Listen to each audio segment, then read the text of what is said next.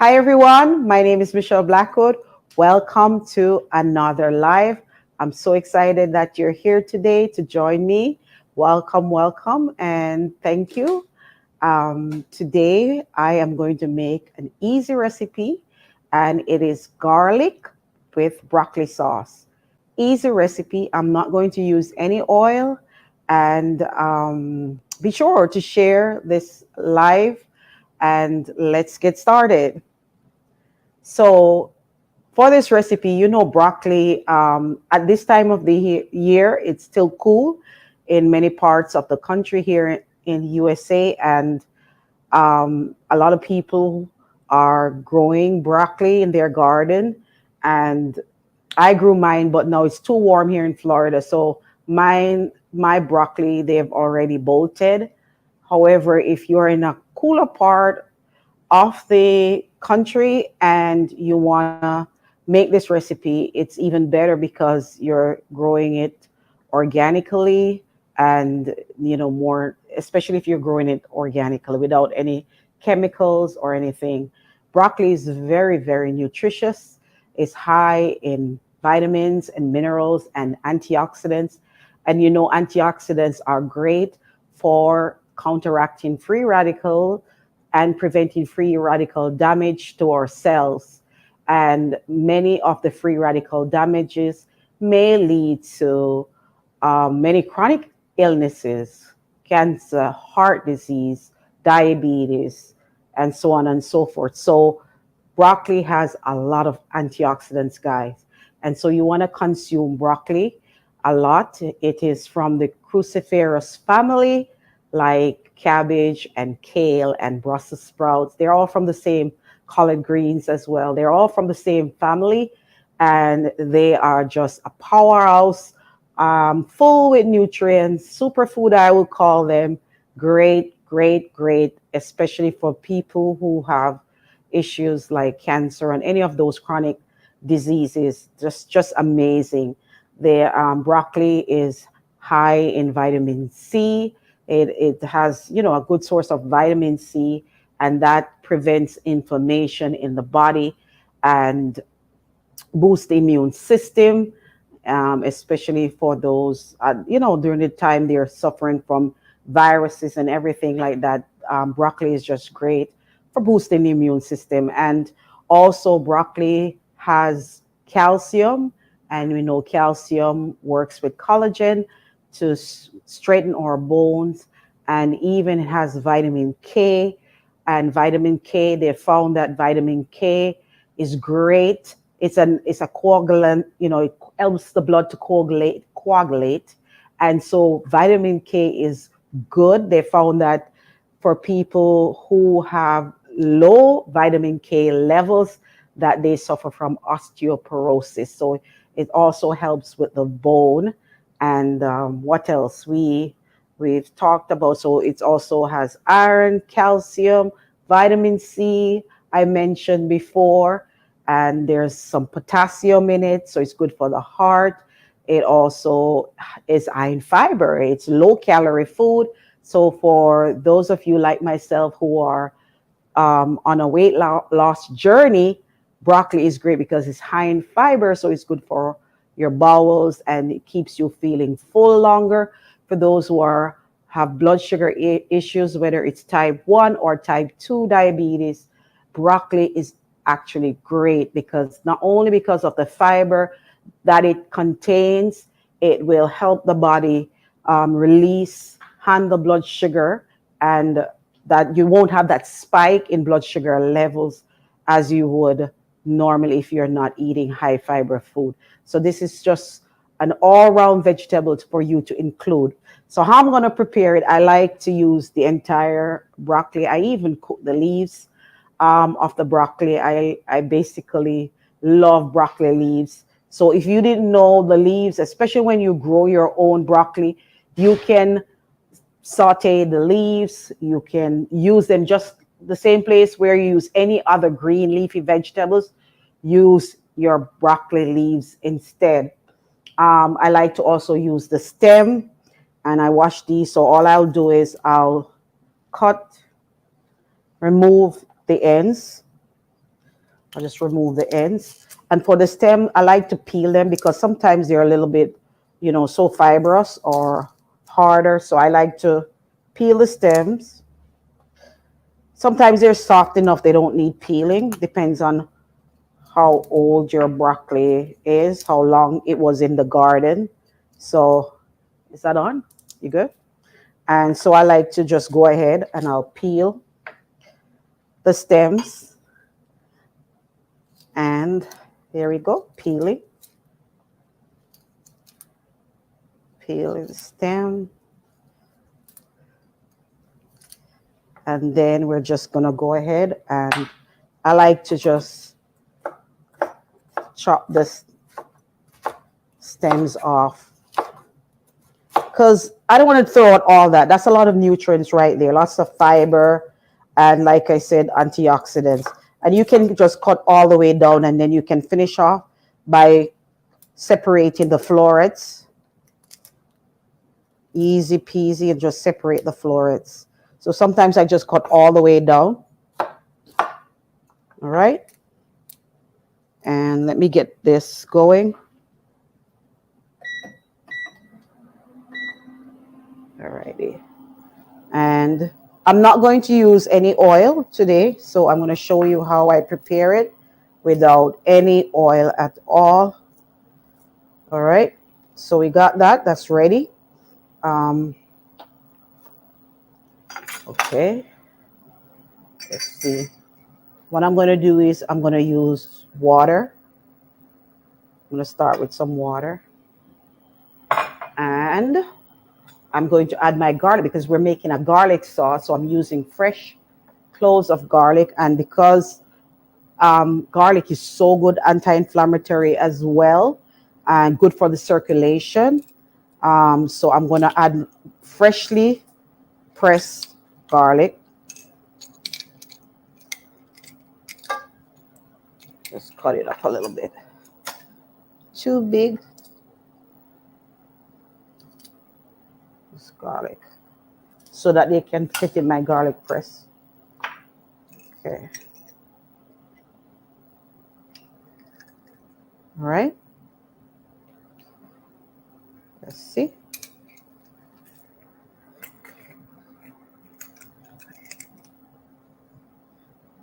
Stove.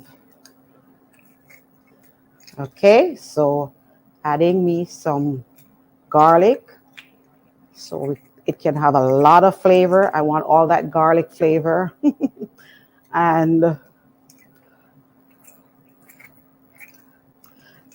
when I used to go to Chinese restaurants, back in the days, I used to love garlic sauce.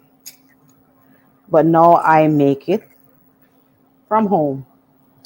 So just adding. And next, what I'm going to add is, let's go ahead and add some ginger. I'm going to use fresh ginger. And what you can do, to peel your ginger, you can just use a spoon. Because sometimes when you use a knife, so I've washed my ginger. And ginger is also one of those, it's a rhizome, so it's a root of the plant. And one of the things that you can do as well is you can grow this. This ginger can even be grown in a pot indoor. So ginger is easy to grow. So if you're contemplating, because it grows very easily and you can harvest it. And what you can do with it is when you harvest it,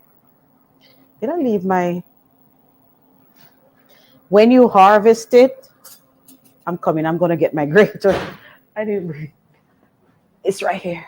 So when you harvest your ginger, you can literally put it in the freezer. You can store it in the freezer for longer. And then when you're ready, so you just wash them, you can peel them like I showed it to you, wash them, put them in freezer containers in your freezer. And when you're ready, you can easily just grate. And it's like having fresh ginger again.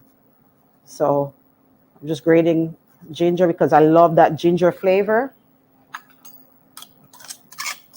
Okay.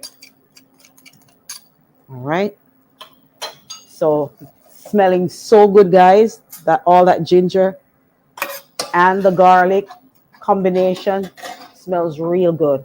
So I'm basically just start sauteing with ginger and garlic, no oil, and letting the flavor soak up. And what I'm going to add next, I'm going to add some seasoning. So I'm using a vegan bouillon cube. You could have used a vegetable broth and do the same thing with a vegetable broth, but it's the same thing. So I'm just going ahead and I'm just adding a vegan bouillon cube. And if you want more flavor, I'm going to add Bragg's liquid aminos, or you can add soy sauce, whichever you prefer later on to give it even more flavor. So basically that's it. And then I'm going to add my broccoli.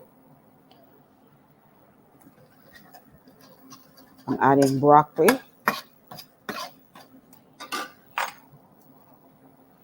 And I'm literally stir frying with my broccoli.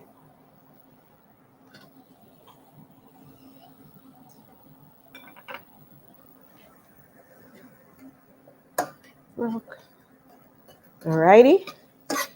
So now I can add a little bit more water. At this point, the broccoli doesn't take long, 1-2 minutes. If you depends on how soft you want your broccoli.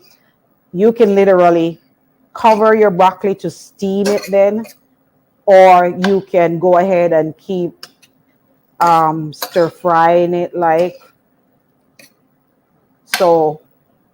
I'm going to just cover it a little bit and let me know where you're from. Any comments? How many comments? Any comments? Comments. You have Kelly. Hi, Kelly. From Wisconsin, Arizona. Arizona. This guy says, welcome. Greetings, cuz. Thanks for the greetings. knowledge. Greetings, cuz. Mustafa says, I'm really happy to join this live. Thank you. Thank you. Welcome to our live. Thank you for joining. Jusu and Eric say hello. Hi, hi. Jusu, Eric, welcome to our live. I'm making broccoli with garlic sauce. And so far I have the ginger and the garlic with water and a bouillon cube or a flavoring, what they call Maggi. Most people use Maggi. I'm using a vegan version and some broccoli, and the broccoli is cooking. I'm just going to check on it. And I'm using water. I'm trying to make it healthier, less oil. So I'm cooking it with just the flavored broth. And once that cooks a little bit, then I'm going to go ahead and add all the other ingredients to flavor it. So just showing you a little healthier version of this dish that you can enjoy from home, and you don't have to spend all that money or buying this same recipe and you're not sure what's in it. Sometimes, a lot of times they use a lot of sugar. And if you know that the body at all times, did I talk about this last time? I don't remember. But it's a new audience anyway. Our body only has a 1.5 gallons of blood circulating at all times. And only 1 teaspoon of sugar can stay in that circulation. Anything over that, the body releases the insulin, the pancreas releases the insulin to take care of that and store it. So it's either going to store it in our organs, such as around the midsection, the liver, and people end up with fatty liver diseases. And when there is too much sugar in the circulation or in the bloodstream, the body releases what you call dopamine. And these chemicals, these dopamines, make you feel rewarded. You feel, yes, satisfied, especially when you drink a lot of, or anything that is high in sugar.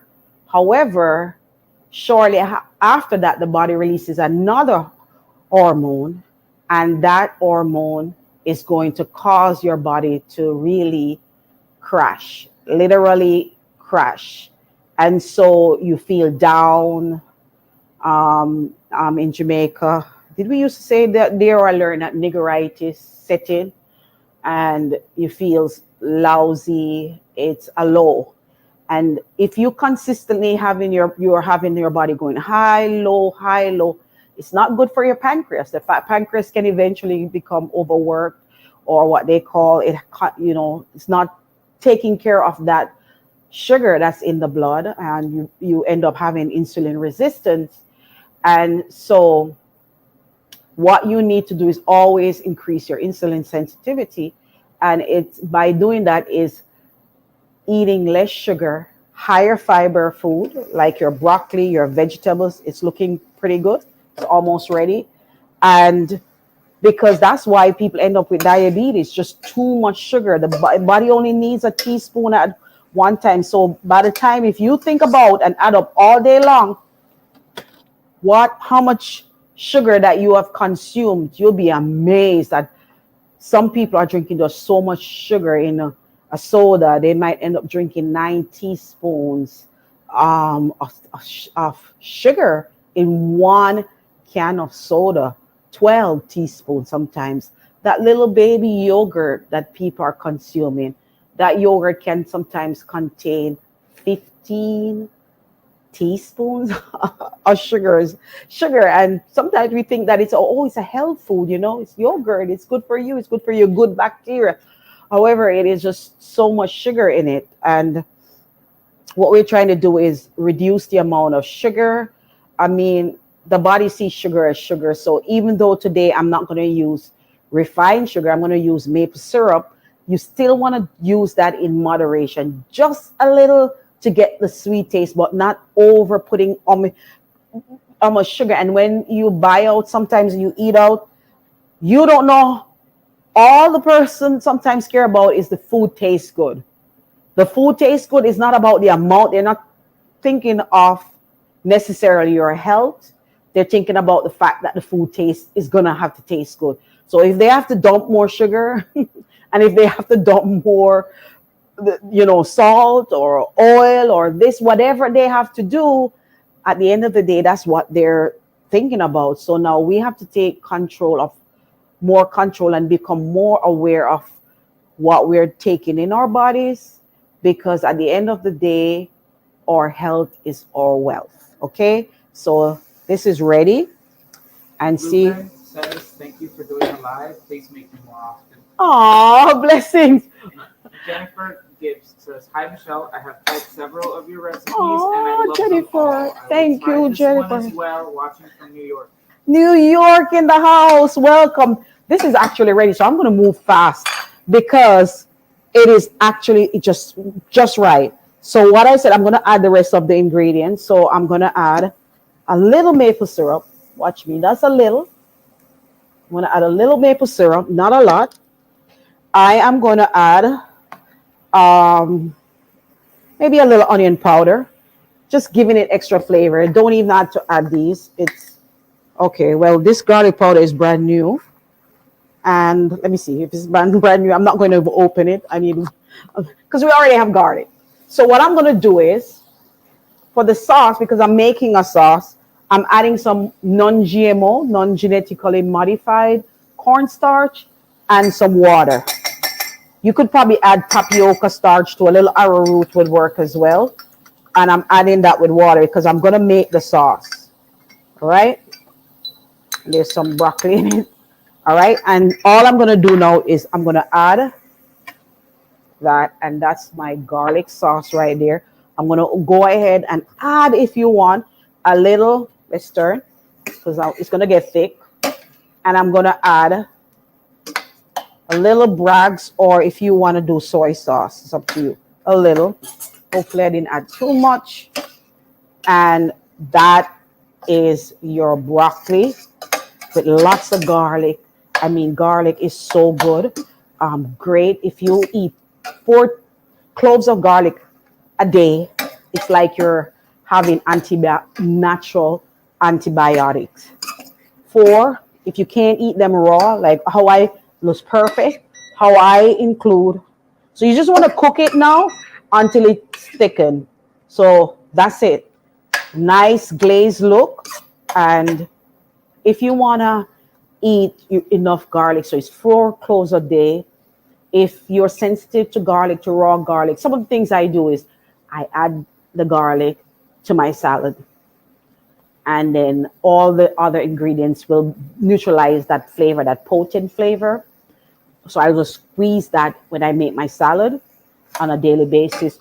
Or what I do is I add it to my salad dressing when I'm blending my salad dressing. My favorite salad dressing, I think I told you guys about it. My latest favorite, because I switch, I'll get tired of it eventually and switch to another one. It's basically doing a hummus salad dressing. I need to put it on the side. I haven't as yet. It's basically getting your chickpeas and you're blending up with, I like to put ginger in it because it's great for digestion. And so it prevents your body from getting bloated. And I like to put the chickpeas because it's high in protein. So that helps with the salad. I'm trying to make a balanced diet. And what I do is I blend that with the garlic, the chickpea, tahini. And tahini and garlic goes well together. The tahini is high in sesame. It's made from sesame seeds, so it's high in calcium. So I'm taking care of my bones.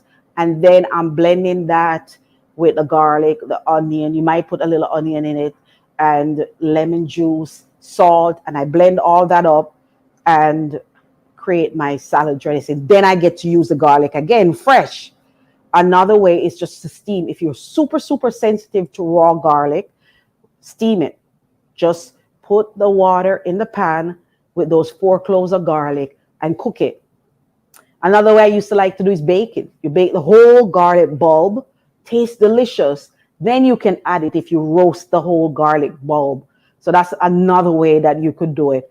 And why not even air fry it? But you have to be careful that it's not overdone, because I cut them in slices. I used to even pan fry them, but I'm not doing that now. And cut them in thin slices and just fry them. So that's another way to do garlic. And so you can consume the garlic. It's great for circulation, build the immune system, fight off everything, antimicrobial, anti-parasite for people who have candida issues. Garlic would be great. Gut issues, all that. Garlic would be great to include. People even who have issues what's one of the deer ticks now, Lyme's disease, garlic, lots of bulb that they have to eat like a bulb a day. So just some natural things I'm sharing with you that you can include. Let your food be your medicine and your medicine be your food. And what else? I think that's it. Oh, if you want, it's only if you want, you can add a little cayenne pepper, just a little sprinkle for a little kick. A little sprinkle, because this cayenne pepper is so potent that you don't need a lot, and it will boost the flavor without you having to add so much salt. So sometimes if I want to cut back on the amount of salt I add in a dish, I just add more onion powder and garlic powder and my cayenne pepper. Just adds extra seasonings, and there you go. This is great. Says, is your dressing recipe anywhere? Not yet, but we're gonna work on it. Maybe Thursday. So Thursday we'll work on the dressing recipe so we can get it on the website. We'll actually do it. I just threw everything in the blender, so I haven't written it as yet, but it's very easy to do and it tastes good. We're planning to go outside. I'm not sure yet if we're going to be able to set up the live, but we might start going outside and doing some gardening videos. That's the plan. We'll see how it goes. And so be sure to join us. And if we go live, that would be nice, doing gardening too. Because I truly believe that we need to know where our food comes from. And we need to know where the food comes from. We need to be able to know that, okay, I'm growing as much as I possibly can. I know a lot of you, if you don't have a garden, and maybe this year I'm encouraging you to start one, and you don't have to have a big space. Sometimes the garden produces so much, you definitely will have to find people to share. some of it with our can, or you have to freeze, or you have to dehydrate. But you don't need a lot of space to grow stuff, and you can focus on even perennial things or biennial things that will come back again and again, root vegetables and so on. So hopefully we get to go out and do that, and it'll be fun. Anyway, guys, thank you so much for joining me on another live, and I'll see you when we do another one. Take care. Bye.